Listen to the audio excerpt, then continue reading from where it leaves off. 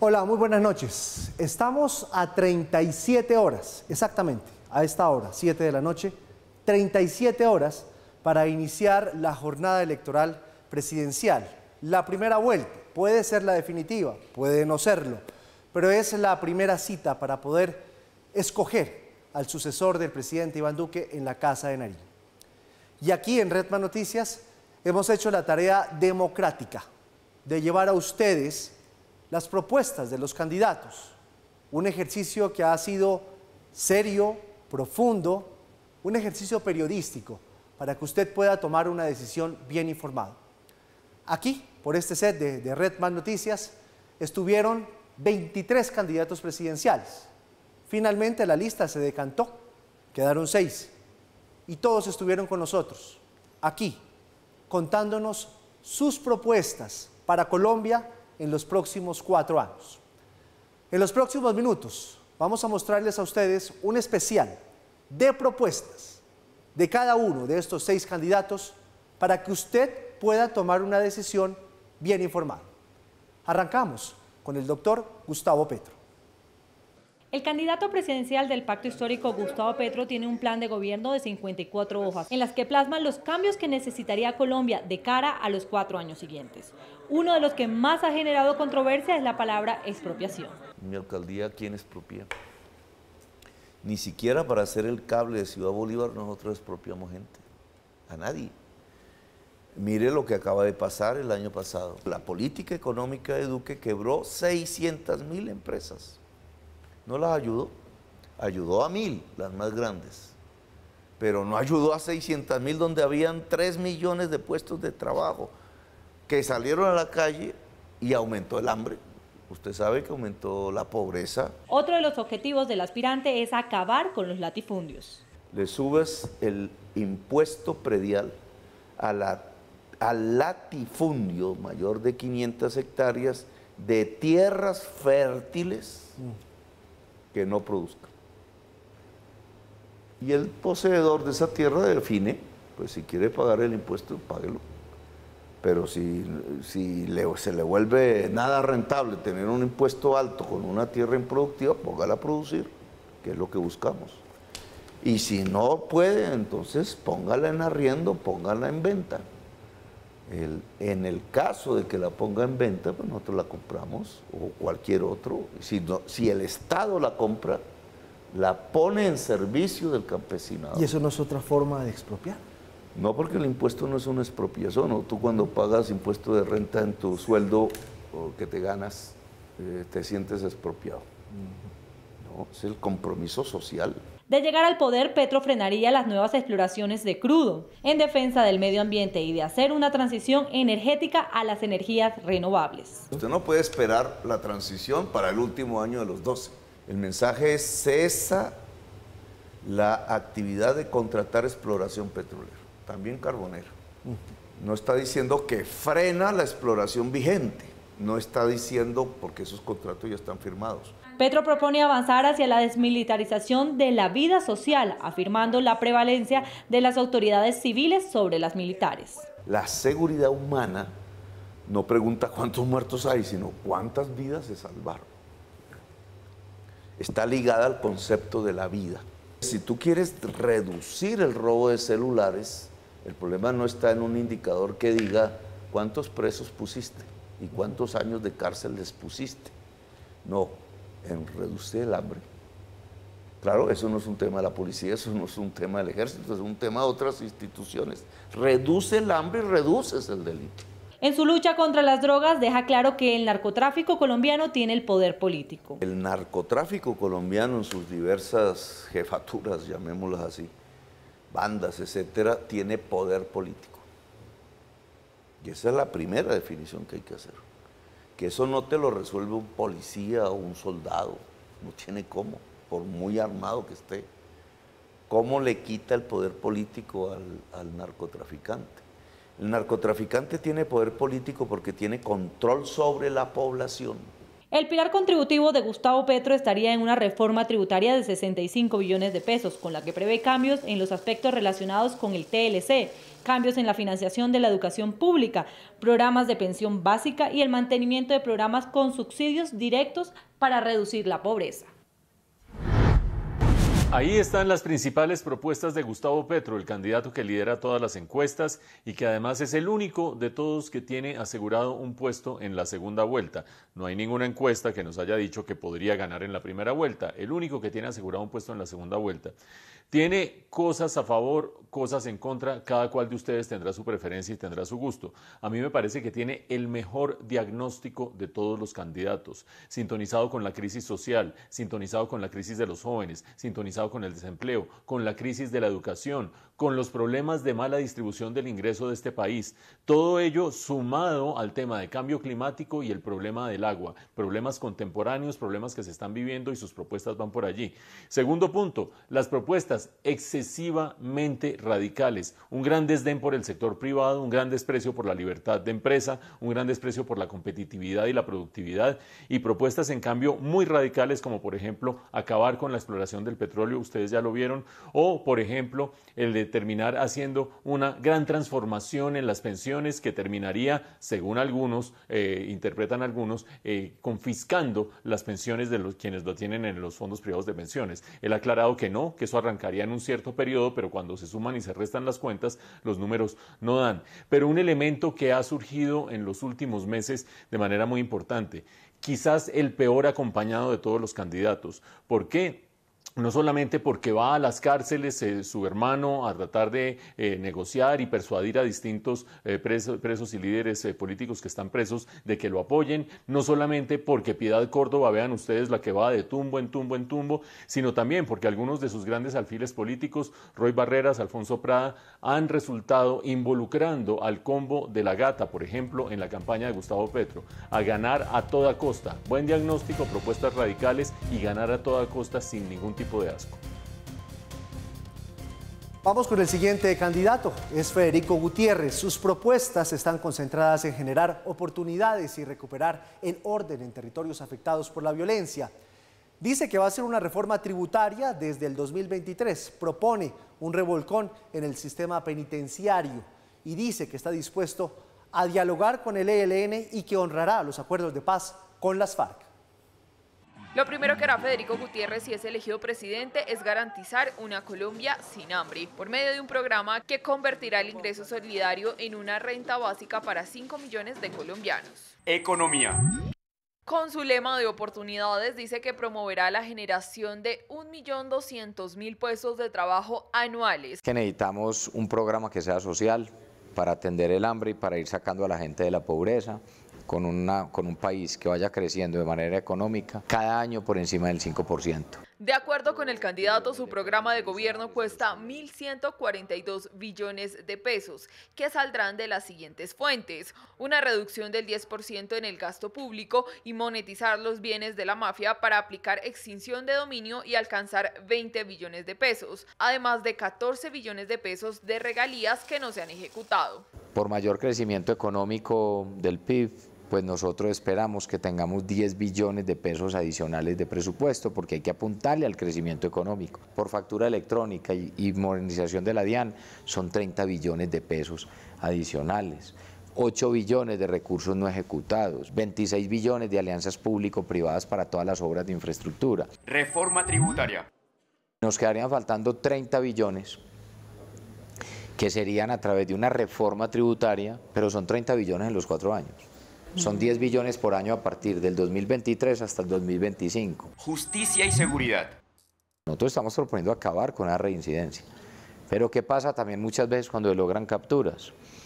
Van ante el juez y el juez los deja libres que porque no hay cupos para las cárceles. Y hay que construir más cárceles a través del modelo de alianzas público-privadas, pero además para hablar de descongestión de cárceles yo estoy proponiendo el tema de las granjas o las colonias agrícolas y que los presos de baja peligrosidad puedan ir a sitios que sí sean sitios de resocialización y no universidades del crimen como las tenemos hoy. Y empleará una oferta social en los territorios afectados por la violencia equivalente al aumento del pie de fuerza. Por un policía que tenga que llegar a un barrio en Colombia o a una vereda, detrás tiene que llegar una maestra, un maestro, nutricionistas, psicólogos, ingenieros, tiene que llegar el progreso y la inversión social. Acuerdos de paz. Yo me voy a ir a hablar a cada una de las zonas donde están los reinsertados de las FARC, donde están los jóvenes, y yo mismo como presidente les voy a dar garantía y les digo, les vamos a cumplir. Y no descarta un eventual diálogo con el ELN. Hagan un cese unilateral indefinido y demuéstrenle a Colombia, porque no es demostrarme a mí entonces como presidente cuando gane, demuéstrenle a Colombia que si quieren la paz. Pero le cierra la puerta a los demás grupos armados. Otra cosa diferente es el Clan del Golfo, por ejemplo, y disidencias FARC. Con ellos una política de sometimiento. Relaciones con Venezuela. Yo estoy proponiendo que se establezcan unas líneas para nosotros abrir frontera con paso vehicular y comercial, garantizar que se le pague a nuestros empresarios, de eso depende Cúcuta y depende el norte de Santander. Tenemos 800.000 colombianos en Venezuela. Sería bueno mirar, sin reconocer un régimen, cómo debería haber como mínimo un tema consular para temas estrictamente de trámites de colombianos o venezolanos acá. Federico también se compromete a dejar 1.600.000 nuevas viviendas y garantizar que 3 millones de familias queden conectadas a agua potable, sembrar 200 millones de árboles y poner en función 100.000 vehículos eléctricos. Federico Gutiérrez, el más probable rival de Gustavo Petro en la segunda vuelta, por lo menos a juzgar por las encuestas que conocimos hasta hace 6 días. Recuerden ustedes, en esta semana no se pueden hacer públicas encuestas y quien ha estado haciendo encuestas las analiza con carácter privado, como por ejemplo las campañas. El más probable contendor de Gustavo Petro en la segunda vuelta, pero también su antípoda desde el punto de vista ideológico y también su antípoda en cuanto a los elementos que acabamos de mencionar. El diagnóstico menos sintonizado quizás con la realidad del estallido social, del desempleo joven, de las dificultades de distribución del ingreso y de los problemas de inequidad en el país. Pero además de eso, las propuestas quizás más continuistas con el actual gobierno. Hay ajustes, por supuesto, hay mejoras, hay unas tuercas que se van apretando en sus propuestas, pero no tiene un modelo que vaya a alejarse mucho del que está haciendo, promoviendo el actual gobierno. ¿Qué significa eso? Que Federico Gutiérrez tiene por delante el reto de tratar de persuadir a los electores, siendo el más probable antipetro, persuadirlos sin marcar una gran diferencia con la situación actual. Buena parte de quienes están con Petro dicen, yo lo que sea, a mí no me importa con tal de cambiar la situación actual. Pues Federico Gutiérrez está en el otro lado, está del lado de conservar los grandes lineamientos de la situación actual, las cosas buenas, regulares y malas, él lo ha dicho, construir sobre lo construido, pero tiene el gran reto de que no lo identifiquen o con el uribismo muy desprestigiado o con el expresidente Uribe muy mal en las encuestas o incluso con los aspectos que han fallado en este gobierno como por ejemplo la seguridad. El reto de ser un presidente que empuja la seguridad pero que está emulando a un presidente al que se le salió de las manos la seguridad. Vamos a ver si estas propuestas que él hace, que en realidad no son de un calado tan profundo, ni conceptual, ni en términos de viraje como las de Gustavo Petro, logran persuadir al electorado y mantenerlo en lo que tenían las encuestas hace 6 días para llegar a la segunda vuelta. El candidato presidencial que ha repuntado, dicen las últimas encuestas, es Rodolfo Hernández. Él dice que su gobierno se basa en la lucha contra la corrupción. El exalcalde de Bucaramanga, quien ha optado por los diferentes medios digitales para llegarle a los colombianos, en especial a los más jóvenes por TikTok, ha enfocado sus propuestas en reducir el gasto, acabando así con la corrupción. Es por eso que de llegar a ser presidente no se posicionaría en Bogotá, sino lo haría en el municipio más pobre de Colombia. Me voy a posicionar en el pueblo más pobre de Colombia. Vamos a invitar a mi mamá de primera, mi esposa, mis hijos y el presidente del Senado que va a actuar como notario. Firmo el acta y ahí les dicto los primeros decretos. Para el aspirante es importante comenzar su mandato firmando 5 decretos, en los cuales presenta su plan austero y tendrá 30 días para ejecutarse. Recoger todas las camionetas, carros, lo que hayan de vehículos por cuenta del Estado. Vamos a paralizar eso y vamos a hacer un estudio cuáles serán los necesarios, que yo creo que no es más del 5% de lo que hoy tiene. El 95% se va a rematar a vender. La platica que recojamos, vamos a solicitar una ley en el Senado y en la Cámara que me aprueben para coger esa plata y pasársela a los chinos pobres, a los humildes. En varias ocasiones Hernández ha señalado que no cobraría el sueldo si llegase a la presidencia. En esa misma línea, no viviría en la Casa de Nariño para ahorrar gasto. Yo voy allá a trabajar porque allá es la oficina, pero allá no me quedo. Para ir a orinar toca caminar 3 cuadras. No, aquí yo tengo un apartamentico. Chiquito. Ante los cuestionamientos de cómo lograría obtener gobernabilidad, dejó claro que expondría en la palestra pública a aquellos congresistas que impidan que los proyectos de ley salgan adelante. Y si hay un político que nos haga que no pare los proyectos de ley en el Senado y en la Cámara, le mando a sacar una foto de 1 metro por 2 y digo públicamente, mire colombiano, porque vamos a pagar los medios de comunicación lo que se necesite de invertir en medios para ponerlos en evidencia. Para el ingeniero es clave la empresa privada, por lo que sus propuestas económicas no estarán enfocadas en una reforma tributaria, sino en bajar impuestos. La reforma tributaria, todos la entendemos, es subir impuestos. Súbale al IVA, súbale a la retención, sube a los aranceles, el IVA del 19 al 10. Pero quitamos las excepciones. Eso usted pague el 10, quitamos ese nombre IVA que es impuesto al valor agregado y ponemos impuesto al consumo. El candidato es consciente de que el país necesita restablecer sus relaciones con Venezuela, sin inmiscuirse en la política de ellos. A los 5 minutos se abre eso, se nombra embajador, se nombran los consulados que cerraron. ¿Cómo es posible que unos políticos, Maduro y aquí Iván Duque, pelean y pagan los pobres? Yo lo que no estoy de acuerdo es que yo me meta ya en la relación con ellos.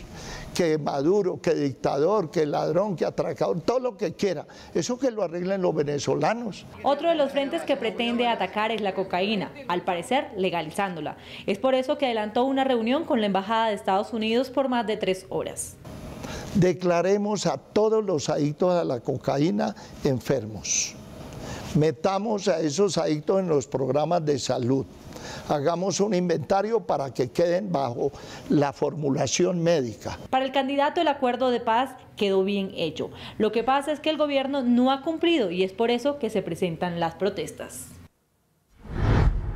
Rodolfo Hernández, la gran sorpresa de las últimas semanas, que fue trepando y trepando hasta el momento en que no tuvimos más encuestas y una de las 4 principales encuestas que hay en el país ya le daba empate técnico en primera vuelta con Federico Gutiérrez y le daba un empate definitivamente con Gustavo Petro. Hay quienes dicen que las encuestas particulares están mostrando a Rodolfo Hernández más fuerte, pero quién sabe si le alcanzará o no le alcanzará para llegar a la segunda vuelta.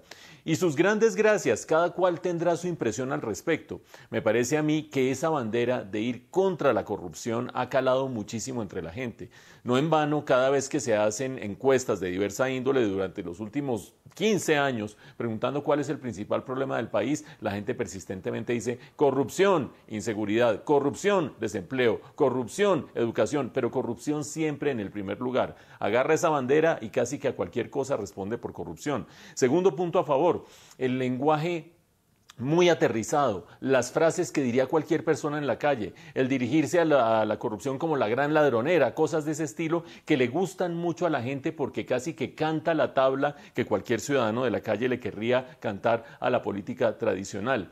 Pero a la vez con esas dos cosas empieza a verse al otro lado de la balanza los problemas. El programa de Rodolfo Hernández es tremendamente frágil, es incompleto en la cobertura de los temas, es a veces inconsistente en sus distintas propuestas. Por ejemplo, decir que no puede haber una reforma tributaria de aumentar impuestos cuando tenemos un déficit fiscal que este año va a estar entre el 6 y 7% del Producto Interno Bruto y una deuda pública de más del 60% del Producto Interno Bruto, es totalmente fuera de la realidad. Propuestas de ese estilo lo que le dicen a la gente que está más o menos informada es: aquí hace falta mucha más sustancia y mucha mayor claridad. Él termina diciendo: yo de eso no sé, yo me asesoraré de los que sepan, pero yo de eso no sé.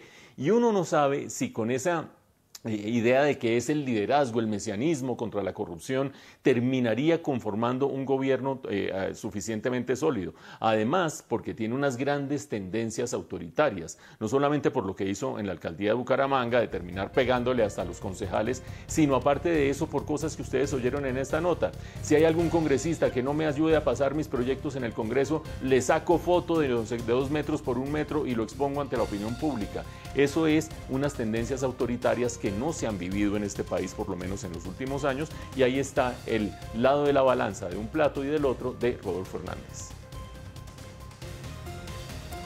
Sergio Fajardo, lo tuvimos apenas ayer, estuvo aquí en Redman Noticias dialogando sus propuestas: lucha contra la corrupción, educación, empleo, seguridad, 4 pilares, ejes de sus propuestas, de un candidato de la Centro Esperanza, que habla también y aboga por el buen trato entre colombianos y el diálogo. Una de las principales banderas que enarbola Sergio Fajardo es la lucha anticorrupción. El candidato asegura que si llega a la Casa de Nariño gobernará de una forma independiente sin ofrecer puestos a cambio de favores políticos. En el Congreso, por ejemplo, tiene que pasar por el Congreso, usted no tiene las mayorías. Sí. Y ahí tiene que negociar otra vez con la misma clase política, Sí, claro, que solo ¿Y es deja donde aparece la llamada de 6 mermelada? millones. ¿Cómo va a ser eso? Entonces, se puede gobernar y se puede hacer diferente. Lo que estamos aquí es cambio. Y cambio en la forma como se conduce, cambio en la forma como se relaciona con el Congreso. Yo llego a la presidencia libre, entonces yo me voy a sentar con los congresistas. Y me dice, no, me tiene que dar estos puestos y estos contratos porque si no, entonces no le apruebo. Entonces le digo, pues usted no se preocupe que vamos a explicarle a Colombia. Usted le va a explicar a Colombia cuántos puestos quiere y cuántos contratos quiere y cómo me está chantajeando a mí. Uno de los frentes que plantea mejorar es la seguridad, para lo cual propone aumentar el pie de fuerza, crear el Ministerio de Seguridad y Convivencia Ciudadana y trabajar de la mano de las regiones. Eso es un cuento, que el alcalde es el jefe de la policía y diseña todo esto. No es así. Sí, puede trabajar con la policía y con otras instituciones. ¿Qué tenemos que hacer? Identificar unos puntos neurálgicos de Colombia donde el gobierno nacional participa en los consejos de seguridad y se plantea, yo como presidente, con alcalde, con gobernador, y decimos, vamos a trabajar juntos el tema de la seguridad. La educación sería parte fundamental del plan de gobierno de Fajardo. El aspirante impulsaría una universidad pública digital para que los jóvenes en las regiones estudien de manera virtual y gratuita. También abanderaría una reforma al ICETEX con cuotas justas para el pago de los créditos y modernizaría los colegios públicos del país. Donde yo esté en la vida está la educación, la ciencia, la tecnología, la innovación, el emprendimiento y la cultura.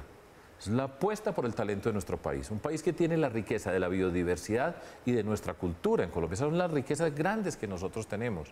Y yo le he apostado, y como gobernante le he apostado porque esa página se puede escribir y con una frase que compartíamos con Mocus, con educación todo se puede.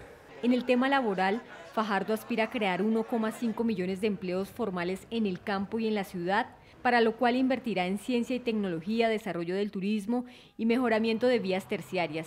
El candidato es consciente que el país necesitaría apretarse el cinturón para fortalecer el presupuesto, por lo que impulsaría una reforma tributaria para recaudar 33 billones de pesos. Las personas tenemos que pagar impuesto al patrimonio, los que tienen unos patrimonios altísimos. Correcto. Un mayor impuesto a la renta y a los dividendos. Ahí está puesto.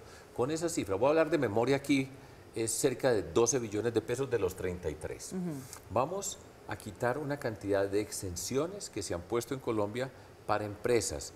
Muchas de esas exenciones han sido porque tiene un lobby, que tiene una fuerza, hablan con el presidente y han tenido unos beneficios tributarios, los vamos a quitar. Y vamos a solamente a tener exenciones para empresas que generan empleo o que tienen un principio de utilidad social. El candidato de la Centro Esperanza también restablecería relaciones con Venezuela, seguiría implementando el acuerdo de paz y se sentaría a dialogar con el ELN. Sergio Fajardo, el candidato profesor, como recuperó su manera de llamarse a sí mismo en las últimas semanas, algo que conocíamos de 4 años atrás y que se había refundido en la mitad del camino.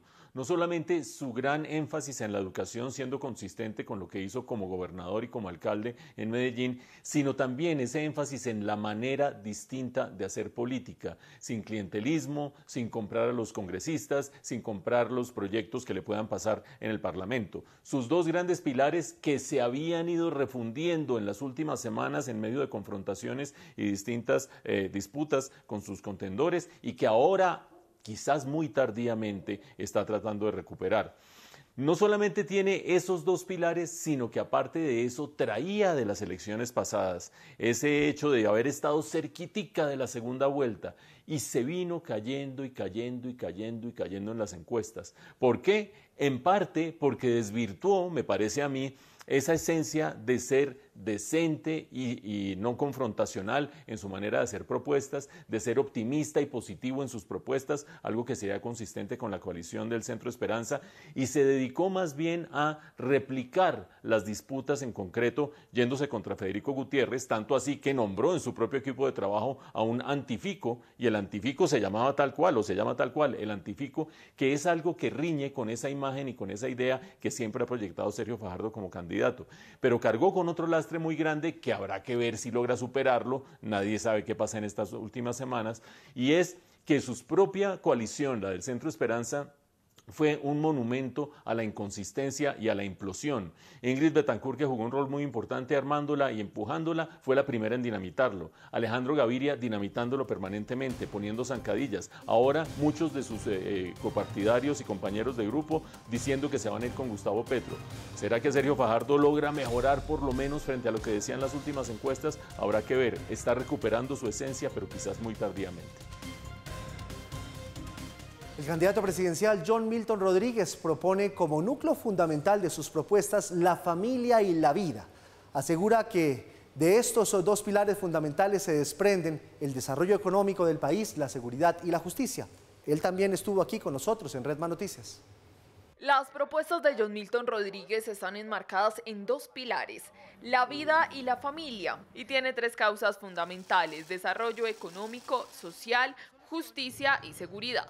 Un alto ya definitivo a los temas de corrupción y a la politiquería, demagogia y populismo en el país. Requiere necesariamente una renovación en la manera como hacemos las cosas, pero se requiere recuperar la economía, se requiere recuperar el empleo en Colombia y sobre todo, creo que lo más importante es escuchar por fin a las regiones. Vida y familia. De acuerdo con el candidato del partido Colombia Justa y Libre, su bandera, si es elegido presidente, será la defensa de la vida, por lo que se opone al aborto y la eutanasia y consolidará la atención a las familias. Son los centros de atención familiar, donde utilizando la virtualidad, pero también la presencialidad, lo que son comisarías de familia, lo que son los lugares de Instituto Colombiano de Bienestar Familiar, que no sean simplemente temas reactivos, sino temas de prevención, donde alguien que no pueda con un problema en su casa, un tema de violencia, un tema de entendimiento, incomprensión, pueda llamar a esa línea virtual. Desarrollo económico. Para poner en marcha su plan de gobierno, el senador propone una alianza entre el Estado y diferentes instituciones económicas y sociales que permitan trabajar en conjunto por los objetivos comunes como la educación y la salud. Donde yo llamaría a ONGs, a entidades especializadas en los temas de educación, a colegios privados, a iglesias incluso. ¿Y qué haría la pregunta? Yo haría una siguiente pregunta. De la capacidad instalada que ustedes tienen en la semana, ¿qué de esa capacidad ustedes no utilizan? Y seguramente alguna iglesia católica, cristiana, quien sea el culto religioso, mira, 40, 50, 60% de mi capacidad no la utilizo. Perfecto, ¿qué tal si ustedes los empresarios, ustedes la universidad, la academia y ustedes las iglesias se juntan y en vez de tener que yo construir más ladrillos, más edificios, invierto directamente en la ciudadanía? Usted me da esa capacidad que tiene disponible para hacer bilingüismo en Colombia. Adópteme un barrio. El aspirante a la presidencia llegaría con un paquete de reformas laboral, pensional y tributaria, esta última encaminada a liberar de impuestos a la clase media. Un Estado que entiende que no puede crecer más en impuestos, que no puede sofocar más a la población civil con impuestos, que por el contrario, en la medida que hagamos construcción colectiva, podemos rebajar los impuestos en Colombia, porque eso es lo que le quita la libertad a los ciudadanos de poder emprender nuevos proyectos, nuevos negocios y generar empleo, que es lo que realmente nos saca de la pobreza. Dentro de esta gran alianza propone además incentivos para combatir la informalidad laboral.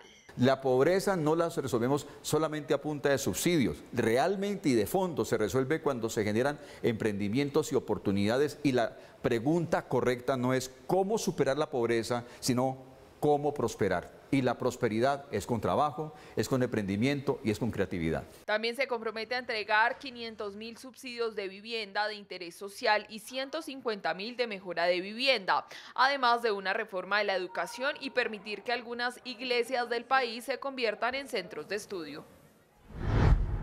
Y entramos a analizar a los dos candidatos que están más a la derecha del espectro ideológico, más a la derecha del espectro político, pero no por estar a la derecha del espectro ideológico y político carecen de ideas en otros frentes. John Milton Rodríguez, un pastor bayuno del Valle del Cauca, quien tiene sus dos principales banderas, ustedes lo han visto, en la vida y en la familia, y por lo tanto buena parte de su arsenal de propuestas están orientadas a tratar de atajar, de cerrarle el cerco a quienes, según él, atentan contra la familia, por ejemplo los abusadores, los violentos dentro de la familia, no al aborto, no a la eutanasia, los elementos claves frente al tema de la vida, entre otras cosas, enfrentando, y vaya uno a saber cómo podría solucionar ese enfrentamiento en caso de ser presidente, a las decisiones de la Corte Constitucional, que ha avanzado bastante en los últimos años en ambos frentes, en aborto y en eutanasia. El decir como candidato presidencial que está en contra de esas decisiones es algo que lo define ideológicamente, pero que quién sabe a dónde lo podría llevar políticamente. Pero insisto, no solamente tiene esos elementos ideológicos, también tiene elementos de lo que podríamos denominar una derecha más moderna en el campo económico. Ustedes han visto que propende por una reforma laboral que termine flexibilizando el salario, flexibilización que solamente quienes están más cerca de posiciones pro mercado tratan de defender, o en las regiones o en los sectores, que cada sector tenga un distinto salario mínimo, que cada región lo tenga también. Son ideas que buscan que sea el mercado el que defina muchas de las cosas que hay que definir en la economía. La reforma tributaria, ustedes lo han visto, no la elude, no la evade, también dice que quiere hacer algo con el frente de la reforma tributaria, pero algo en lo que se distingue casi que de todos los demás candidatos, un énfasis muy grande en el potencial exportador de Colombia. Y alguno dirá en sus casas, bueno, pero ¿cuál potencial exportador si Colombia exporta muy poquito comparado con otros países de América Latina? Pero el potencial lo tenemos. Hagan de cuenta ustedes 16 millones de hectáreas por cultivar, o 14 millones de hectáreas por cultivar en este país, con un mundo que está necesitando alimentación y hambre. John Milton Rodríguez tratando de salir del círculo de los cristianos y del círculo de esa comunidad que lo apoya tan fervientemente, y tratando de persuadir y seducir a gente de fuera de su propia comunidad. Y el candidato presidencial de Salvación Nacional, Enrique Gómez, tiene propuestas como cambiar el enfoque de la lucha antidrogas. Él también plantea desmontar el régimen de prima media, disminuir el salario mínimo, implementar el trabajo por horas y reformar la justicia. También estuvo con nosotros aquí en Red Más. Reducir el salario mínimo es una de las principales propuestas de Enrique Gómez. Esta medida se decretaría con el fin de reactivar el empleo en el país, según el candidato de Salvación Nacional. Doctor Gómez, ¿usted por qué quiere disminuir el salario mínimo? Porque el pequeño y el mediano empresario, que son los que producen el 70% del empleo, no lo pueden asumir, se quedan en la informalidad. Y esa es una realidad económica que no importa lo que diga la ley, va a seguir siendo así. Tener un salario mínimo con prestaciones totales en Colombia le cuesta al empresario 1.6 millones de pesos al mes.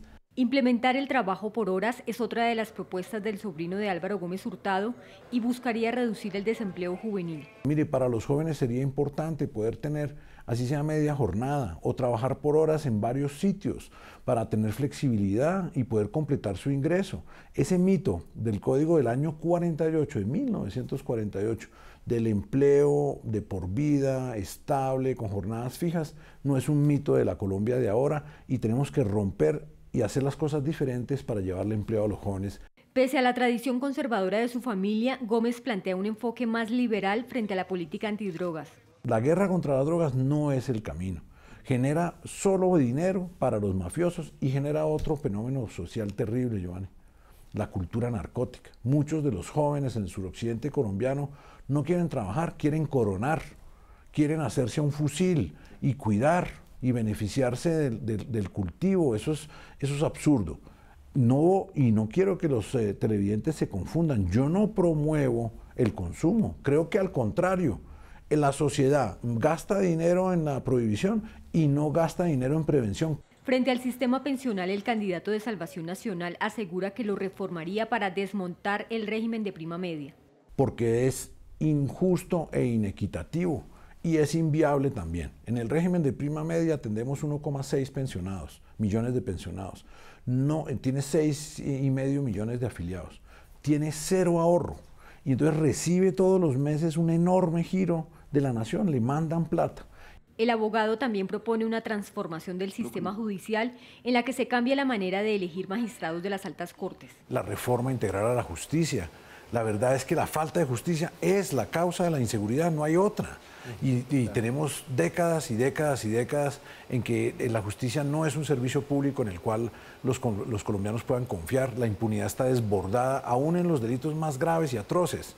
En homicidio, en acceso carnal violento, en atraco con violencia, la justicia no nos brinda un servicio. Gómez también impulsaría una reforma política para eliminar el voto preferente y modificar la conformación del Congreso.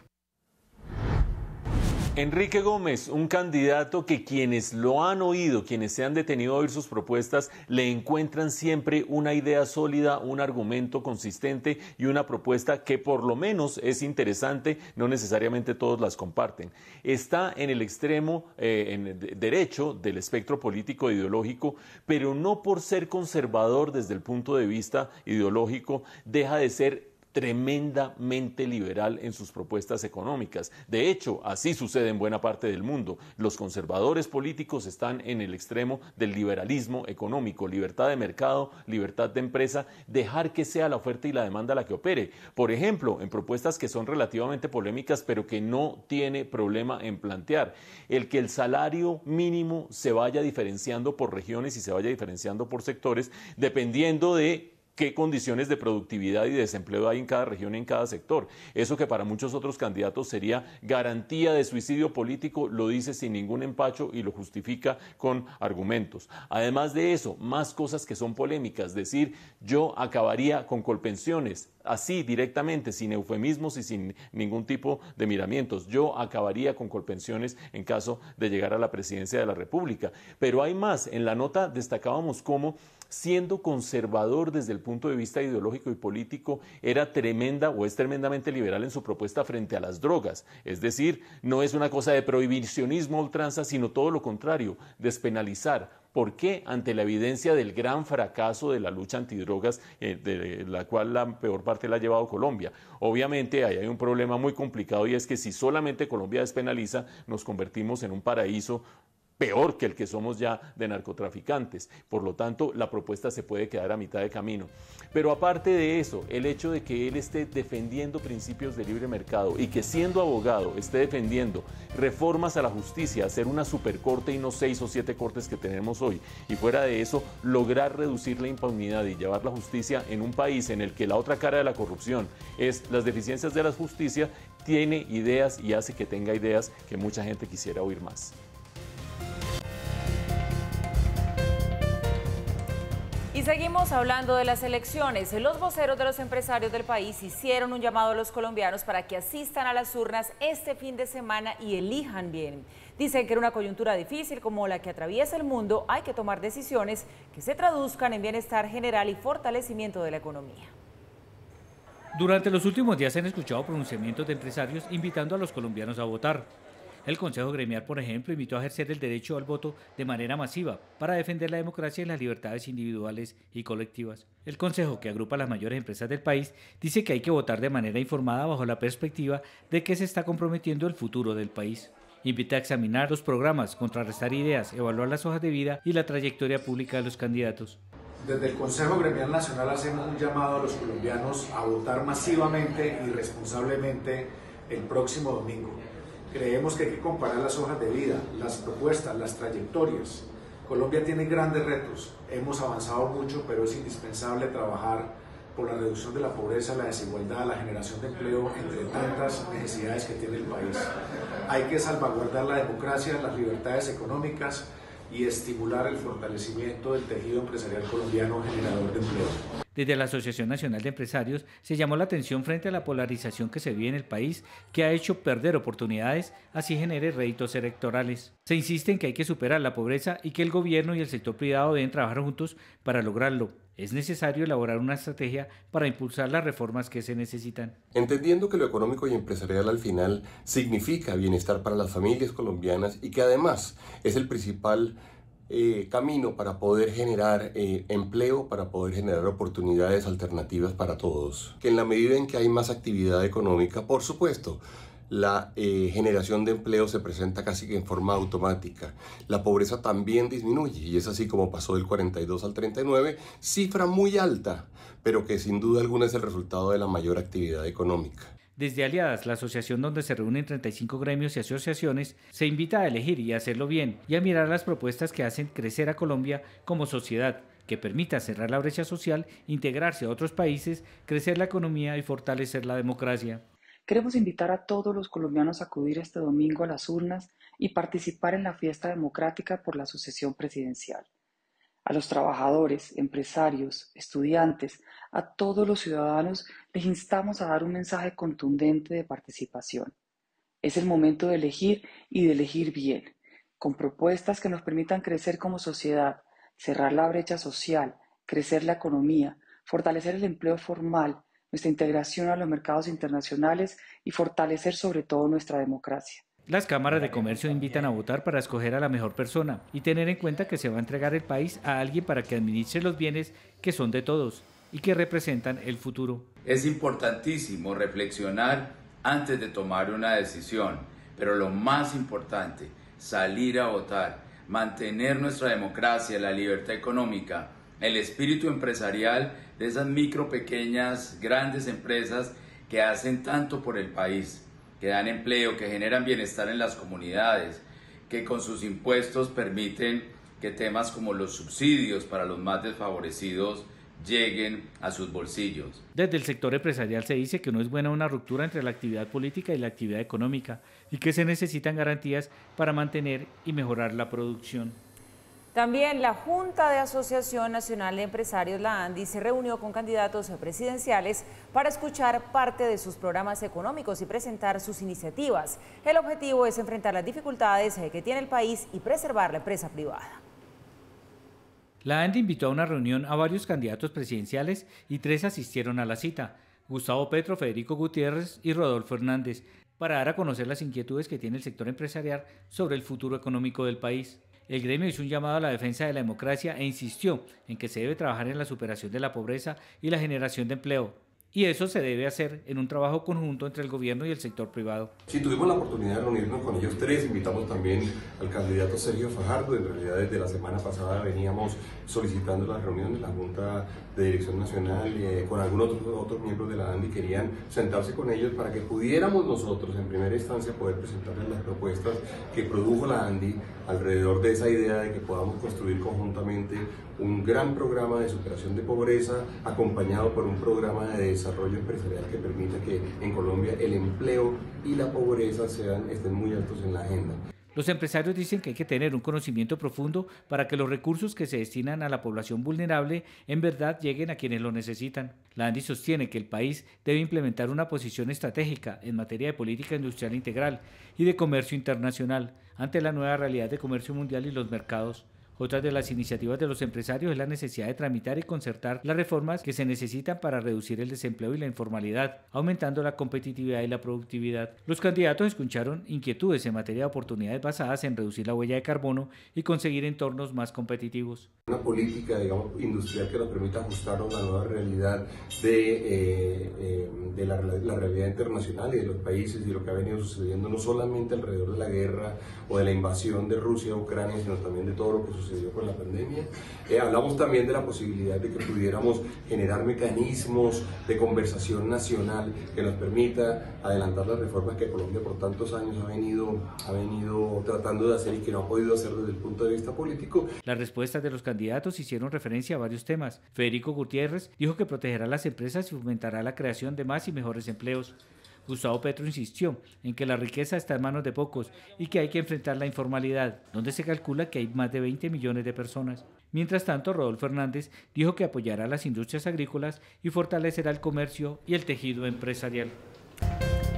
Estamos de vuelta, regresó el alcalde Daniel Quintero, pero no al recinto de la alcaldía de Medellín, sino para referirse a la decisión del tribunal de tumbar la designación de Juan Camilo Restrepo como el alcalde encargado. El suspendido mandatario asegura que el gobierno del presidente Duque se equivocó porque debía ser un integrante del movimiento independiente el que debía ser designado para ese cargo.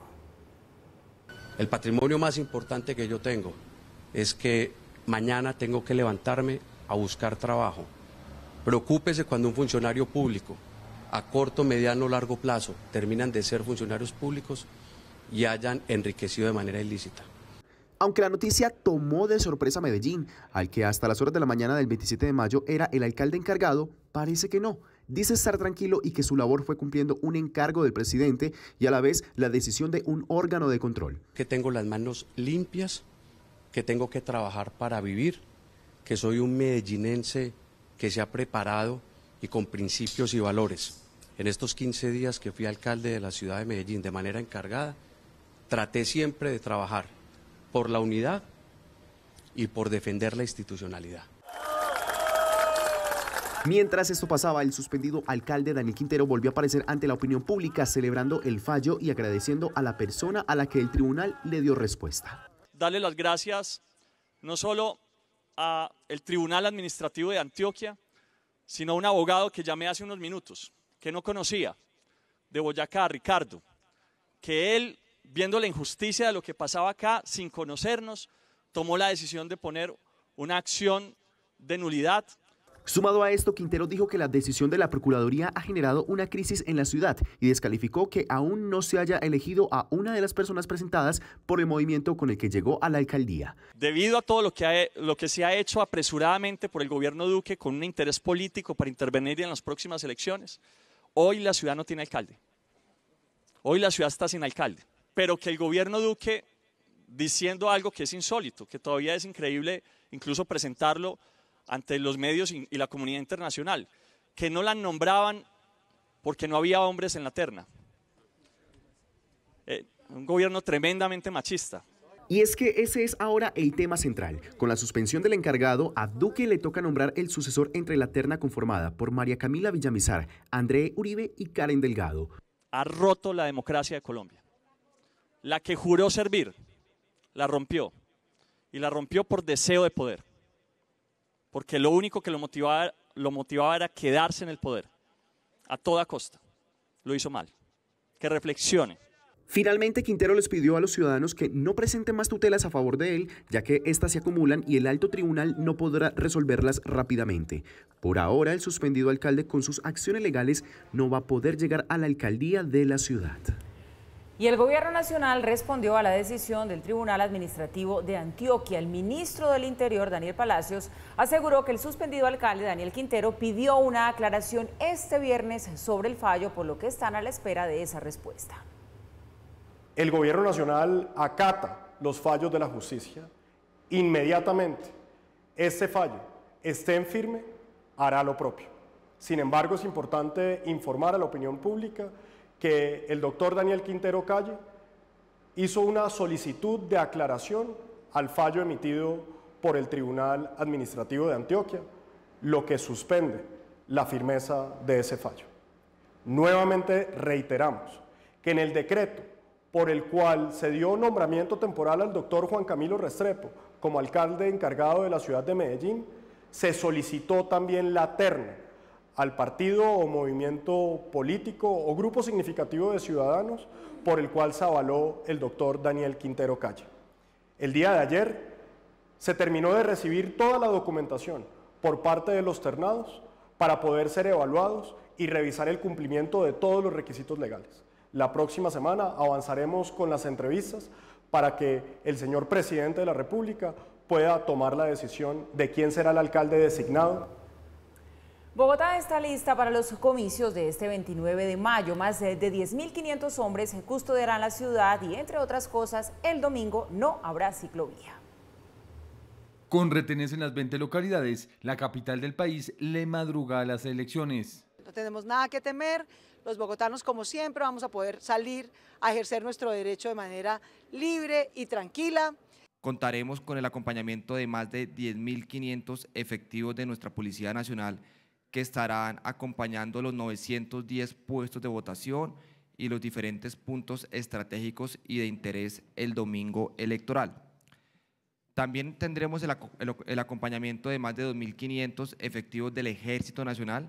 El distrito anunció que el domingo no habrá ciclovía. La actividad regresará el lunes festivo. El ingreso a los senderos en los cerros estará interrumpido el domingo. Se ejerza el voto de manera temprana, que evitemos las aglomeraciones a final de la tarde.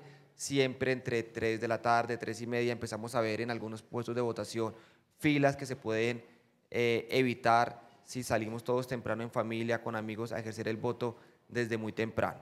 Ya están instalados 20 puestos de mando unificado en las localidades y uno en la Alcaldía Mayor. Riesgo de Bogotá, tal y como lo ha evidenciado todos los mapas de riesgo, no solo de la MOVE, de la policía y de la alcaldía, es un riesgo moderado. En Bogotá no tenemos ningún riesgo alto ni inminente en materia de violencia. Cualquier denuncia se puede realizar en Uriel, la plataforma del Ministerio del Interior. No solo las sedes de las campañas, las sedes de la registraduría, sino también los lugares en donde las campañas se concentrarán a recibir los resultados durante la jornada electoral, tendrán acompañamiento especial de la Policía Nacional y de nuestros gestores de diálogo y convivencia de la ciudad. El sistema Transmilenio operará en el mismo horario. Cambiamos de tema. La Corte Constitucional ordenó proteger los derechos de los menores inmigrantes venezolanos que se encuentren en condiciones de abandono por su familia. El tribunal señaló que se debe garantizar el debido proceso y la vida digna, entre otros derechos fundamentales de los menores de edad.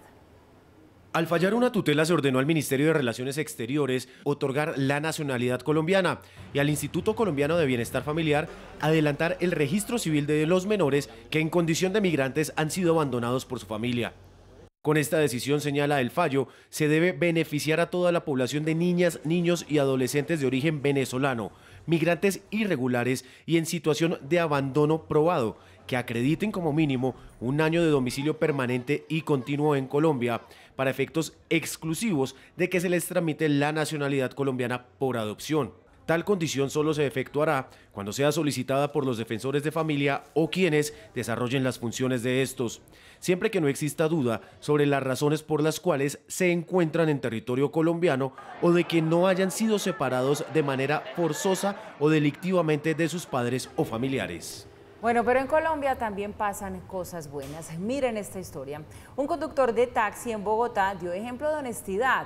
Una pasajera olvidó en su vehículo $4.000 en efectivo y él, al percatarse, hizo todo por encontrar a su dueña y devolvérselos. La empresa donde trabaja le hará un reconocimiento especial.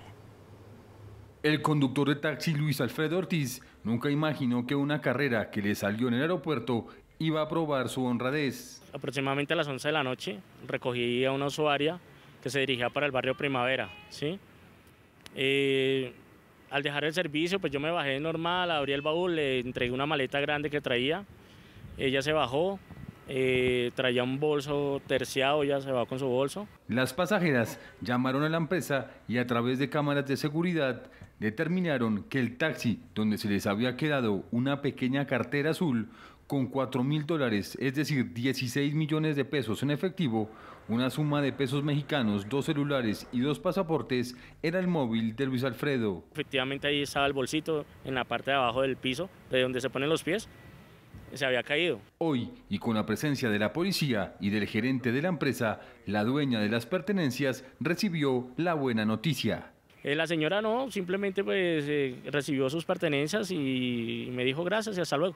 El gerente reconoció lo hecho por el conductor. Como gerente me siento muy orgulloso de tener personal calificado como él, Afortunadamente nosotros en esta gran empresa contamos con unas capacitaciones en donde se les da las inducciones de honestidad, de buen servicio y sobre todo de que lo que se queda entre los carros hay que devolverlo. Para Luis Alfredo, su acto de honradez corresponde a los valores aprendidos en casa. Me siento tranquilo, satisfecho de que la crianza que me dieron mis padres, la honestidad, y no hay cosa más tranquila que uno devolverlo de lo que no es de uno. El gerente anunció que el taxista recibirá un reconocimiento especial y que su foto engalanará el cuadro de honor de la compañía. Cubrimiento de Red Más Noticias de las elecciones presidenciales. Este 29 de mayo tendremos como analistas a Claudia Dangond, Silvia Otero Bahamón, Mauricio Reina, Paula García, Giovanni Celis. El análisis de la jornada desde las 5 de la tarde a 8 de la noche. Red Más Noticias, canales 107 y 1007 HD, por la señal de Claro. Y volvemos a hablar de lo que pasará este domingo. El gobierno y las fuerzas militares afinan los últimos detalles para que la jornada electoral se lleve a cabo sin contratiempos en materia de orden público. En algunas zonas del país hay preocupación por actos de constreñimiento al elector. La fuerza pública tiene todo listo para garantizar la seguridad en la jornada de elecciones que se avecina. Sin embargo, el gobierno alertó sobre la coacción que grupos ilegales siguen ejerciendo sobre los votantes en diferentes regiones del país. Se identificaron acciones muy focalizadas de constreñimiento electoral por parte de grupos armados organizados. Mientras tanto, la policía ya está en alistamiento con más de 94.000 hombres y mujeres de diferentes especialidades, 41 helicópteros, 27 aeronaves, 80 tanquetas del ESMAD hacen parte del despliegue de seguridad. Norte de Santander, uno de los departamentos declarados con más amenazas de ataques por la presencia de grupos al margen de la ley, también ya tiene todo dispuesto. Cuento con más de 11.500 hombres desplegados a lo largo y a lo ancho del departamento de Santander, norte de Santander, Boyacá, sur de Bolívar y sur del departamento de Cesar, cubriendo los 1.686 puestos que nos corresponde a la jurisdicción en conjunto con nuestra Policía Nacional. Mientras tanto, la Fuerza Aérea indicó que desde el aire se custodiará a los colombianos que salgan a ejercer su derecho al voto. A los lugares más apartados de la región, donde no pueden ingresar vehículos, para poder allí transportar más de 100 personas que van a colaborar directamente para que todos los habitantes de la región antioqueña puedan ejercer su derecho al voto. Hay que tener en cuenta que los horarios de la ley seca se modificaron. La ley seca iniciará a partir del día sábado a las 6 de la tarde e irá hasta el día lunes al mediodía. Adicional a esto, se decretó el cierre de fronteras terrestres y fluviales desde este sábado 28 hasta el lunes 30 de mayo.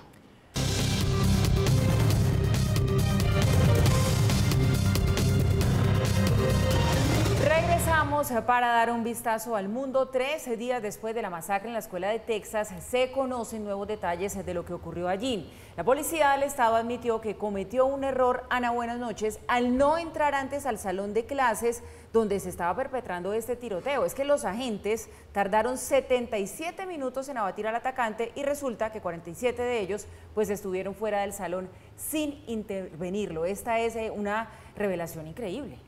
Paula, buenas noches. Así es. Pues además, el gobernador de Texas, recordemos, republicano, Greg Abbott, aseguró que fue engañado sobre la respuesta de los agentes de la policía ante los múltiples llamados de emergencia. Él anunció además que estaban pidiendo una investigación profunda cómo ocurrieron los hechos y la cuestionada labor de los agentes al atender esta llamada.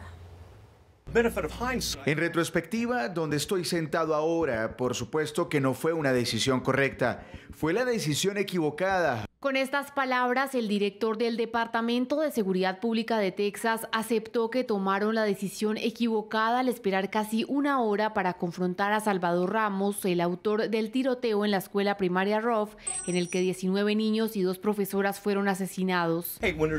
Cuando hay un tirador activo, las reglas cambian, ya no es una barricada, no tienes tiempo, no te preocupas por los perímetros exteriores. La conmoción causada por el ataque derivó en rabia e indignación.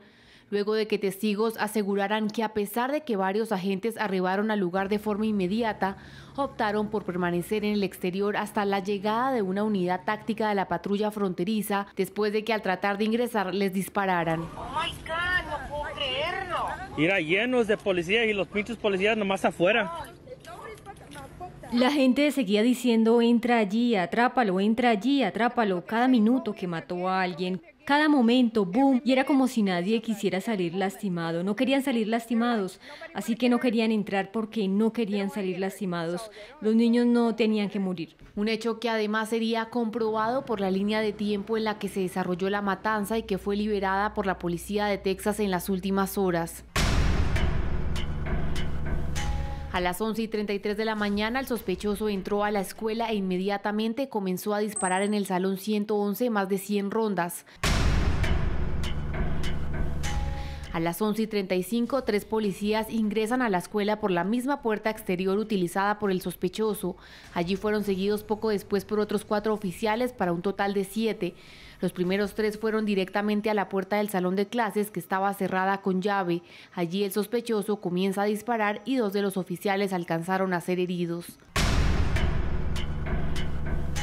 A las 12:03 de la tarde, más policías siguen llegando para un total de 19 dentro de la sala. A la misma hora, una mujer llama al 911 y susurra que está en la habitación 112. A las 2:15 llegan miembros de la unidad táctica de la patrulla fronteriza junto con escudos. Un minuto después, la mujer llama al 911 por 4ª vez y dice que entre 8 y 9 estudiantes siguen vivos. A las 12:19, una niña en la habitación 111 llama a la línea de emergencia, pero cuelga cuando otro estudiante se lo pide. Luego la policía fronteriza comienza a avanzar por el pasillo. Entre las 12:43 y 12:51, la misma niña llama nuevamente al 911 y pide que por favor envíen a la policía cuanto antes. Finalmente, a las 12:50, los oficiales rompen la puerta usando las llaves del conserje porque ambas estaban cerradas. Después, el sospechoso es abatido a tiros. Sin embargo, ya las 21 personas habían sido asesinadas. Los oficiales habrían retrasado la entrada al salón de clases porque no creían que todavía fuera una situación de tirador activo.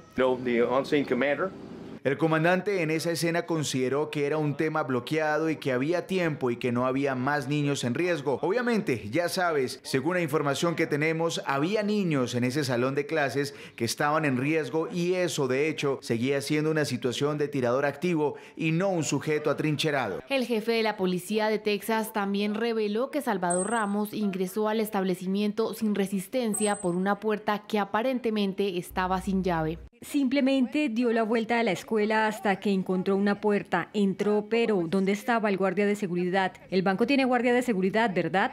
Las grandes tiendas tienen guardia de seguridad. ¿Por qué no lo más valioso? Lo más valioso son los niños. No tienen guardia de seguridad, les dispararon en la cabeza.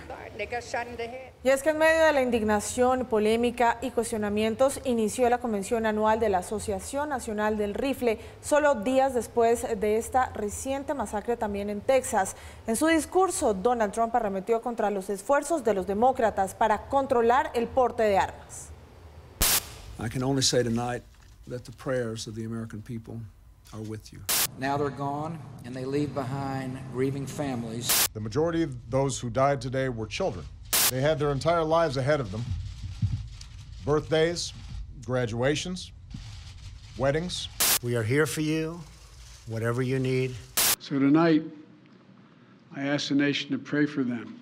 As a nation, we have to ask, when in God's name are we going to stand up to the gun lobby? Una vez más, demócratas y republicanos, un discurso que con el paso de las décadas sigue tan vigente que parece de las últimas horas. Oasis Outback es la tienda de armas donde Salvador Ramos compró el primer rifle solo un día después de cumplir 18 años y solo días después volvió por el segundo. Cumplía con los requisitos, el único para tener acceso a este tipo de armas de corte militar. Tenía 18 años. Un joven de 18 años no debería poder comprar un arma, punto. No pueden comprar cerveza. Salvador Ramos hizo su compra de una manera completamente legal, pagó y se fue. Es eso lo que en medio del dolor ha indignado por años a millones de sus residentes. ¡Asesinos! ¡Asesinos! ¡Asesinos! Estoy aquí para traer, tal vez sea una pizca de vergüenza a estas personas en esta conferencia que se lleva a cabo. La convención de la Asociación Nacional de Rifle se canceló por la pandemia en 2020 y 2021 y este viernes inició nuevamente hasta el 29 de mayo, paradójicamente en el mismo estado donde sucedió la más reciente masacre que enluta al país.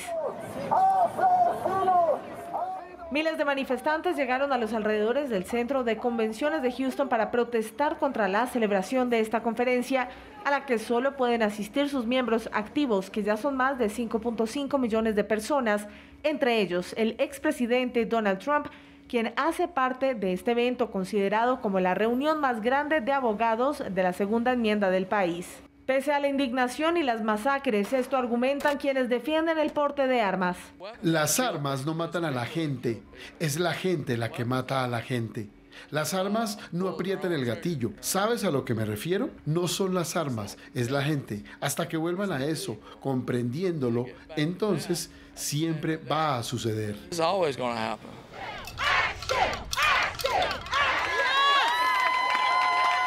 Frente al Capitolio, miles de personas piensan diferente y piden restricciones. Soy abuela y estoy en contra de las armas. Me dan náuseas cada vez que esto pasa.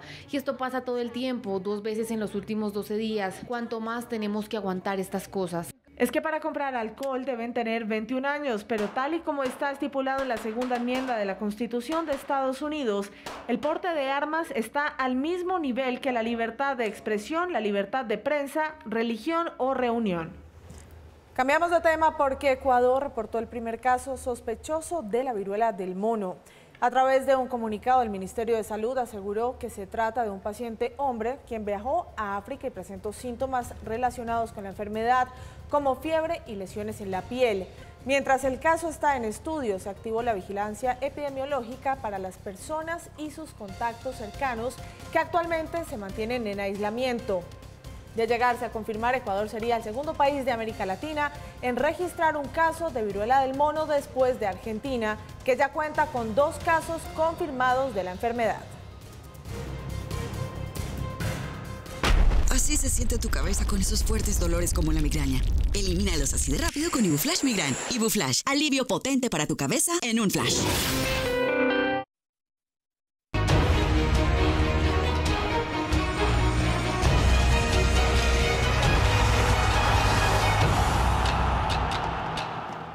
Bueno, y este fin de semana es un fin de semana diferente por muchas razones. En Colombia elecciones, pero también Colombia muy pendiente de esa final de la Champions. Carlos Salas, muy buenas noches.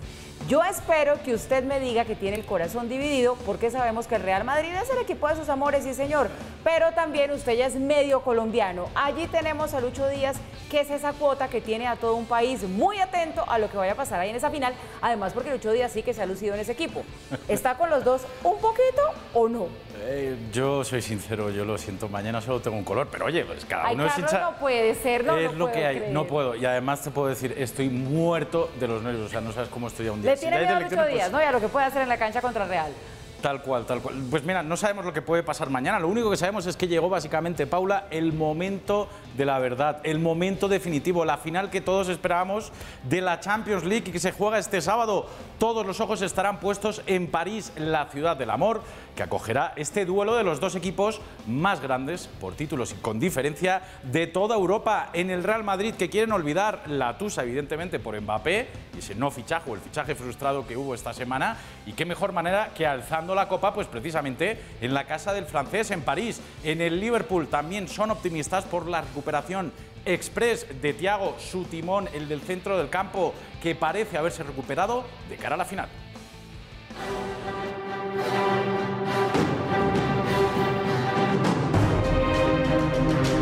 El Real Madrid tiene 13 orejonas y el Liverpool 6. Sabemos muy bien la exigencia que tiene este club, la historia que tiene este club, pero para nosotros Llegar aquí ha sido muy importante. Si miras la historia del club, si miras la experiencia del otro equipo, si miras la forma en que celebró el Real Madrid con muchas remontadas, entonces diría desde mi punto de vista que el favorito es el Real Madrid. Se enfrentaron en finales de la Champions en el 81, que ganó el inglés, y en el 2018 el español.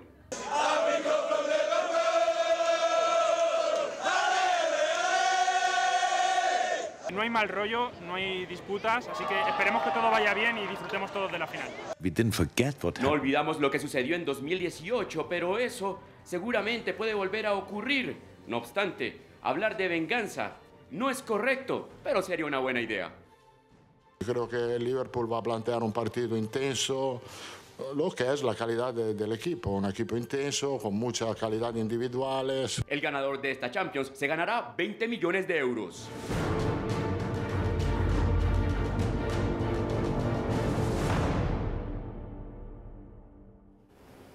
Bueno, y en Barrancas, la casa de Lucho, que no habrá mañana una sola persona que no esté mirando a la televisión a su héroe, Luis Díaz, el cacique de la ciudad y ciudadano ilustre, eso hay que decirlo, al que vieron todos dar sus primeros golpes a un balón. Mañana estará en París representando al país, a su pueblo, en la final de la Champions.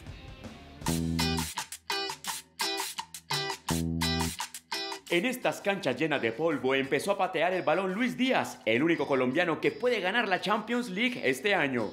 En Barrancas, su pueblo, todos recuerdan al tímido Luisfer, que jugaba sin cansancio en el árido y vulnerable departamento de La Guajira, donde el 48% de sus habitantes es indígena guayú, así como lo es Lucho. Ese niño inquieto, juguetón, recochero, pero siempre con la mentalidad en el balón. Siempre fue enamorado del fútbol. Díaz, hijo de un entrenador de la única escuela de fútbol en Barrancas, mostró desde los primeros años su velocidad, resistencia y habilidad. Por tradición, aquí en el pueblo, las canchas la mayoría son de tierra y piedra y pues ahí en esa cancha fue donde uno creció, ahí se desarrolló, jugó y corrió. Entonces él casi siempre jugó fue en cancha de tierra. Acá le llamamos como que el fútbol de charretera, el fútbol de barrio, y es algo que en realidad muchas personas no lo verán así, pero es algo que en el fútbol te ayuda mucho, de pronto que el jugar con sol, que jugar a pie descalzo. Gracias al ascenso de Díaz, hoy se construyen canchas de grama sintética en Barrancas. Lo ideal sería tener césped natural, pero el escaso servicio de agua, que funciona 3 días a la semana, haría imposible el riego. Su éxito también ubicó a este departamento en el mapa de los ojeadores sedientos de encontrar al nuevo crack guajiro. El biotipo del jugador guajiro que nosotros hemos visto aquí en las veedurías que hemos hecho, tamaño, la resistencia física, son jugadores que juegan casi 100 minutos y todavía quieren seguir pidiendo más cancha. En esta escuela hay unos 70 jóvenes, algunos desplazados por la violencia, que pronto viajarán a Europa gracias a las puertas que abrió su ídolo. Los jóvenes de Barrancas tienen pocas alternativas, como la pelota, la música vallenata o trabajar para las multinacionales que cavan en busca de carbón. Desde que nos enteramos, la mayoría o el pueblo se enteró de que Luis Díaz estaba en el fútbol profesional, en el Porto y ahora en el Liverpool, que es un club bastante reconocido. Mucha gente lo sigue, mucha gente ve el fútbol, mucha gente se fija en los guayú, en la cultura indígena, en los guajiros en general. A miles de kilómetros de Inglaterra, los familiares y amigos aguantan la respiración o aplauden de pie cada vez que Díaz arranca a todo galope por la banda izquierda de los Reds. Ellos están orgullosos de que por primera vez un indígena de Colombia esté en la élite del fútbol.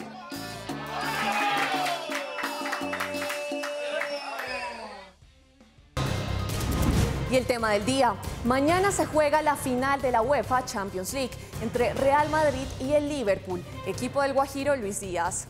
¿Usted cree que Lucho se convertirá en el primer colombiano en ser titular y ganar la final de la Champions? Déjenos conocer su opinión con el numeral Lucho en la Champions es. Bueno, Carlos, hablemos en serio. Usted ya nos confesó que está muy nervioso, déjeme decirle que tiene por qué algún marcador en la cabeza. Creo que te han inducido un poco a decirme esa pregunta, ¿no? Yo ya lo he dicho antes, no voy a dar resultado. Yo soy muy bilardista, tengo muchas cábalas. Mira, yo soy así, yo no doy un resultado el día anterior. Yo lo de mañana, de verdad, lo llevo cuidando desde hace mucho tiempo. Yo no lo voy a decir nada. Lo siento, a mí no me vais a buscar ese resultado. Eso es miedo absoluto y profundo. Tengo Gabriel mucho miedo. Romero, Gallito, está asustado ese hombre. ¿Cómo ve usted ese partido, Gabriel? Bueno, si me preguntan por marcador, yo diría que yo voy a hacer como las encuestas ahora que están de moda. Yo le doy el 55% de posibilidades a Liverpool y el 45% restante a Pero no da un resultado, al Real Madrid. No, es muy difícil dar un resultado porque pues, esto es una locura. Pero igual está desequilibrado ese pero resultado, está más a favor de Liverpool. Aquí, por ejemplo, no hay voto en blanco. Aquí, por ejemplo, no puedo decir que no sabe, no responde. No. Simplemente es así, 55-45.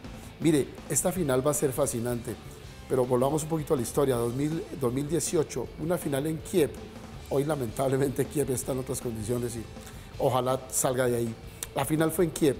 Había un arquero alemán que atajaba para el Liverpool, Karius, y el hombre cometió 2 errores garrafales. Se fue al abismo, se fue al ostracismo. Ya no volvió a ser arquero más de equipos de primera división. Perdió el Liverpool la final por 2 de sus errores. Y este jugador después se fue a jugar a Turquía y no le fue bien, no le pagaron, es decir, tuvo problemas financieros. Pasó por Alemania en un equipo modesto de la liga alemana y volvió y hoy es el 7º arquero de Liverpool. ¿Por qué esta historia? Porque mañana cada jugador que se presente a la cancha, haya sido campeón de Champions o no haya sido, tiene el fantasma de Karius, no equivocarse. Eso es muy duro en una final, donde todo el mundo está viendo 2 equipos históricos. Mañana veremos un partido muy distinto a los escenarios que hemos visto en Champions. En Champions uno ve el fútbol generoso, abierto, gol aquí, gol allá, defensas yendo al ataque, jugadores todos procurando llegar al gol. 4-4, 3-3, 2-2, esos marcadores así exuberantes. Eso ya no lo vamos a ver mañana. Mañana vamos a ver un partido, creo yo, lento, un partido denso, un partido como de ajedrez, un primer tiempo quizás como de pronto que uno dirá, uy, esto está muy aburrido, muy quieto. Va a ser muy estudiado, muy difícil. Por eso que yo decía del fantasma de Karius. Va a ser un partido muy complicado, pero se van a soltar. Yo diría, y por qué doy los porcentajes, yo diría que si miramos los arqueros parejos, o sea, Courtois y el golero de Liverpool, o sea, Alisson, bien. La defensa de Liverpool, mucho mejor. Ofensivos, lo que hace Arnold, lo que hace Robertson. Aquí, hace mucho tiempo en Colombia decían que el hecho de que subieran dos laterales al tiempo, eso era como un anatema, eso era prohibido. Estos 2 tipos suben, hacen goles, se hacen pases entre ellos, son fenomenales. Creo que el mediocampo del Real Madrid es un mediocampo muy sólido el mediocampo del Real Madrid, pero la delantera del Liverpool es una cosa impresionante. Benzema en el Real Madrid, bien, es un jugador, el goleador, el jugador más importante, pero yo creo que la delantera en general, la delantera del Liverpool es más sólida. Y ahí está Luis Díaz, que como estábamos viendo en la nota anterior, ya es un jugador de potrero, de campo, creativo, algo que muy poco se está viendo en el fútbol de hoy. Mira, yo te voy a decir, no he dicho antes resultado, Paula, yo sé, no lo voy a decir. Su fanaticada insiste en que de un marcador, por aquí está la avalancha de fanáticos diciendo que por favor, de un eso ahora lo vamos a ver, pero mira, te voy a decir, eso es un análisis rápido. Para mí, el Liverpool es superior desde lo futbolístico, por todo lo que ha mostrado en la temporada, por todas las habilidades que tiene, o sea, tiene muchas, más habilidades tácticas, o el equipo tiene muchas más características de lo que puede tener el Real Madrid. El Real Madrid desde lo futbolístico es más pobre, pero desde la mental es superior y sobre todo ahora sería muy difícil a cualquier equipo, yo le diría, enfrentarme al Real Madrid después de toda la tanda que vienen. Por otro lado, el Liverpool quiere esa venganza del 2018, la tiene muy presente y eso puede jugar un papel fundamental. Y el Real Madrid hay que ver también el otro partido que se están jugando, todo el tema de Mbappé, todo el tema de la UEFA y todo lo que hay detrás, que para el madridismo esta victoria supone más por ese lado. Ese es mi análisis. Pero Carlos, vea, Carlito, lo interrumpo por una cosa. Hay algo que tiene el Real Madrid que no tiene ningún equipo del mundo, ni siquiera el Liverpool. A ver, ¿qué es? Y es la convicción. Lo dijo Guardiola, ellos pueden estar jugando mal. Uno puede ver al Real Madrid disminuido, pero hay un momento en el partido. Hay un momento en que esos señores se acuerdan de los 13 títulos que han ganado de Champions y tienen una mentalidad que no tiene ni el Liverpool. Lo que te digo, eso es lo que equilibra las cargas. A otros les quema la pelota cuando van 3-0 perdiendo, a ellos no.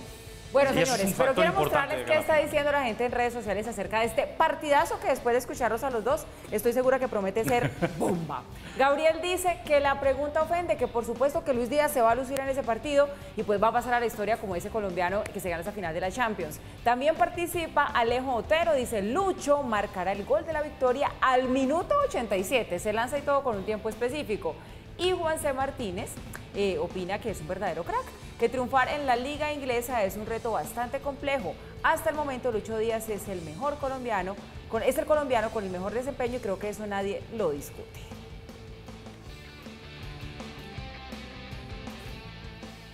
Bueno, el marcador. No me lo vas a sacar de mi boca, de verdad, de mi boca no va a salir. Solo te puedo decir que ahora mismo está muy igual, más o menos para uno y para otro. Yo digo incluso 50-50. De aquí no lo vais a sacar de Que verdad. conste que lo hemos intentado. Lo habéis intentado, pero yo hasta mañana, es más, mañana como pierda el Real Madrid, me podéis dejar de ver durante un año porque me voy a meter en una cueva a llorar, básicamente, después de eso. Gabriel, usted se fue por estadísticas, pero no nos dio marcador. ¿Nos quiere dar uno? Yo en serio, yo no me ¿Tampoco? atrevo a dar marcador. Por eso yo prefiero Ahora el todo se monta en 55-45. Qué hombre, es más No, difícil. es muy difícil dar un marcador en esta locura de Champions, pero va a ser un partido muy cerrado. Yo espero que ustedes así de esquivos no sean para todos. Paula, no sería raro que mañana termináramos en penales. Y ahí el Liverpool Se han decidido varias en los últimos años. Se la ha pasado entrenando. Ellos tienen unos a los jugadores les ponen como unos circuitos, ¿sí? Que son como una especie de los neurólogos, donde miden a los jugadores, miden la capacidad de concentración, cuando golpean la pelota, miden cómo corren, cómo el cerebro está funcionando. La neurociencia. La neurociencia. Pero esto es mire, una cosa nos vayamos a penaltis, fascinante. Eso sí sería de infarto. Por lo pronto esperemos todos ahí con la energía puesta para el lado de cada cualquiera. Y antes de irnos, nosotros somos buenos amigos y somos buenos amigos con los que son amigos de nosotros. Les voy a explicar por qué les digo lo que les digo. Hoy se nos va un amigo, pero un amigo gigantesco de Red Más Noticias. Alguien que hizo posible todo este set nuevo que tenemos para ustedes desde donde les damos a diario las noticias. Se va para algo muchísimo mejor. Por eso queremos rendirle un homenaje. La televisión, una relación de amores y de odios.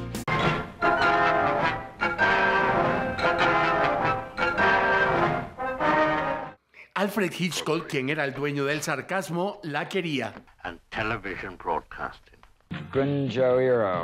Warhol era adicto compulsivo a las sopas Campbell y a la tele, y la veía como artífice de una revolución cultural. Después de canalear y canalear, pintaba los personajes que aparecían en la cajita mágica gringa. ¿Y si Hitchcock y Warhol vivieran, andarían más en el celular que en la tele? Con seguridad, como mucha gente, no se despegarían del televisor. Lo primero que las personas ven son las noticias. Tienen que estar informadas, porque uno necesita estar informado no más para salir de su casa. Eso es lo primero. Segundo, el entretenimiento. Los deportes son fundamentales porque la gente quiere entretenerse en directo.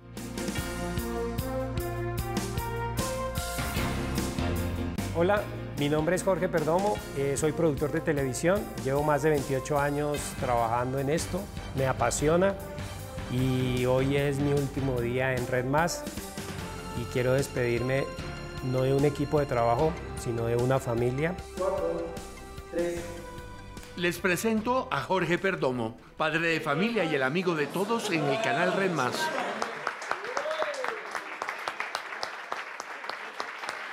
Hace unas horas lo aplaudimos como si fuera el nuevo presidente de Colombia. Y es que el 100% de los encuestados dijo que lo quiere con locura. Lo vamos a extrañar tremendamente.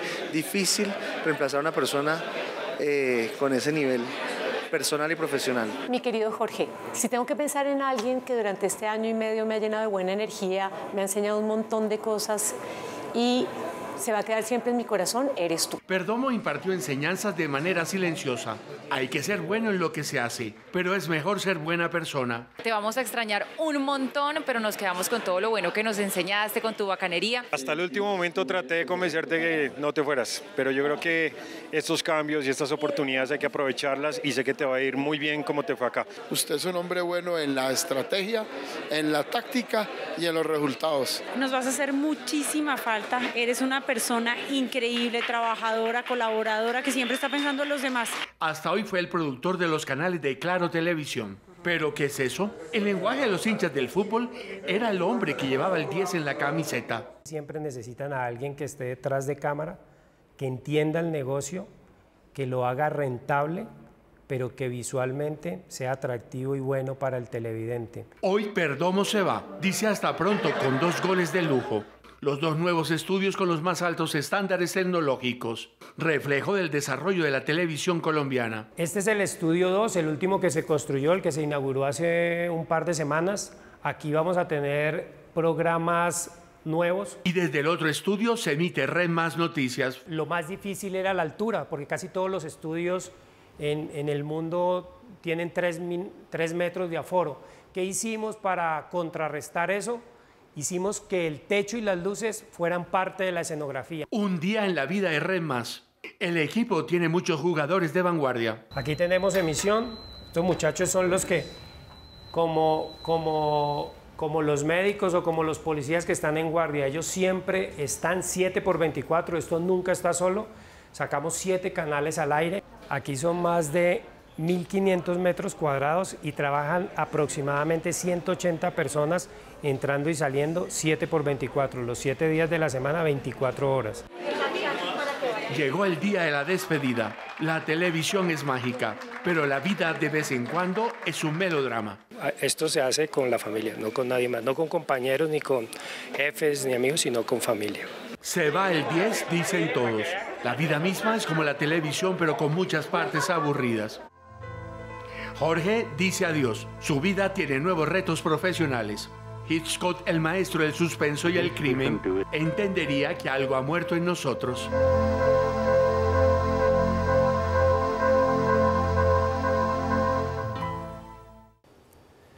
Pues hombre, no es fácil cuando se nos van nuestros buenos amigos. Mi querido Jorge Perdomo, el productor general de Red Más Noticias, ustedes no lo ven porque no está en el set a diario, pero es el hombre que hizo posible toda este hermoso set que tenemos, el que todo salga al aire perfecto, los equipos de producción, que todo salga como debe ser. Mi querido Jorge, qué tristeza que te nos vas. Te deseo todo lo mejor. Gracias, Joa. De verdad, para mí también es duro, son sentimientos encontrados, porque como decías ahora, es ir a algo mejor, pero es desprenderse. Yo sumaría algo, no es un amigo, es familia, porque tú que lideras un gran equipo, sabes que somos una familia, porque vivimos momentos difíciles en la pandemia, el traslado, todo lo que se mueve políticamente, y eso pues nosotros somos seres humanos y también sufrimos y sentimos, y creo que eso nos ha llevado a que seamos una familia.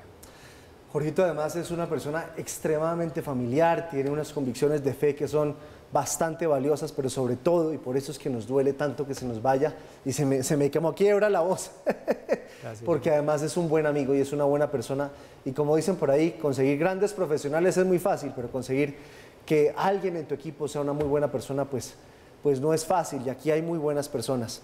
¿Para dónde se va, Jorge? Cuéntele a nuestra audiencia para dónde se va y por qué nos deja. Yo, pues, como sabes y siempre te he contado, soy un enamorado del deporte.